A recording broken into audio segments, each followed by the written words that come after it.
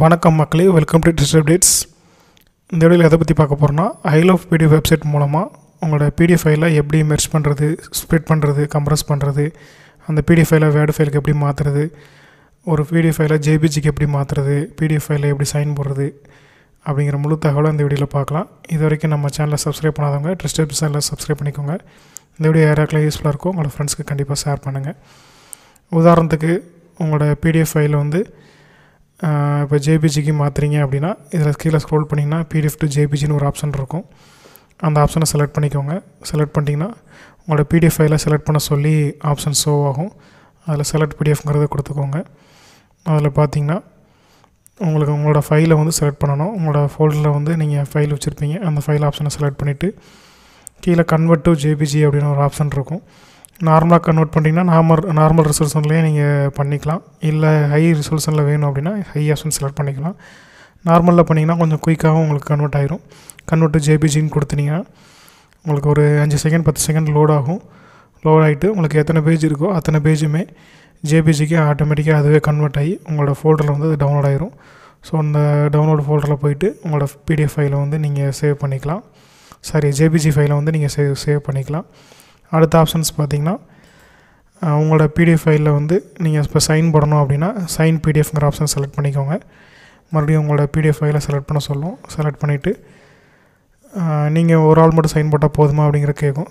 Only மீன் கொடுத்துட்டு உங்களோட பேர் சும்மா எக்ஸாம்பிளுக்கு ஏதோ ஒரு பேர் டைப் பண்ணிக்கோங்க.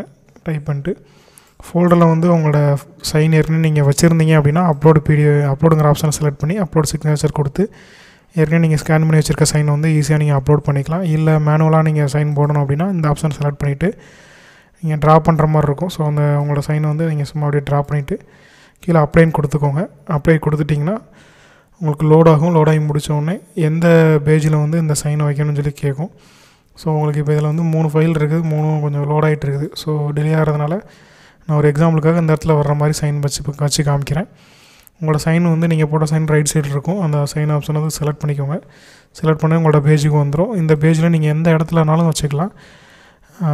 எந்த இடத்துலனாலும் மூவ் பண்ணி ஸ்க்ரோல் பண்ணி இதோட சைஸை வந்து பெருசு பண்ணவோ இல்லை சிறுசு பண்ணவோ நீங்கள் எதுனாலும் சைன் அட்ஜஸ்ட் பண்ணிக்கலாம். சப்போஸ் இப்போ நான் இந்த சைஸில் வச்சுட்டு இங்கே சைன் சொல்லி கொடுத்தேன்னா அது ஆட்டோமேட்டிக்காக லோட் ஆகி 3 பேஜுமே பிடிஎஃப் ஃபார்மேட்டுக்கு உங்களுக்கு டவுன்லோட் ஆகிரும். ஸோ அந்த சைன் ஃபைலை நீங்கள் வேறு யாருக்கா ஷேர் பண்ணுறதாலும் ஷேர் பண்ணிக்கலாம். வேறு ஆப்ஷனுக்கு நீங்கள் யூஸ் பண்ணாலும் பண்ணிக்கலாம்.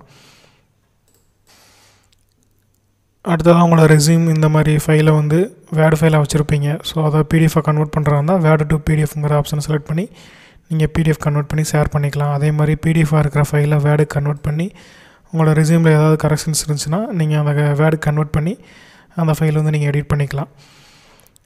இது மாதிரியான நிறையா ஆப்ஷன்ஸ் வந்து ஐ லவ் பிடிஎஃப்ங்கிற வெப்சைட்டில் இருக்குது. இது மாதிரியான யூஸ்ஃபுல்லான தகவலை தெரிஞ்சுக்கொள்ள நம்ம டிஸ்ட் அப்டேட்ஸை சப்ஸ்கிரைப் பண்ணிக்கோங்க. மறக்காமல் பெல் ஐக்கானை கிளிக் பண்ணிக்கோங்க. தேங்க்ஸ் ஃபார் வாட்சிங்.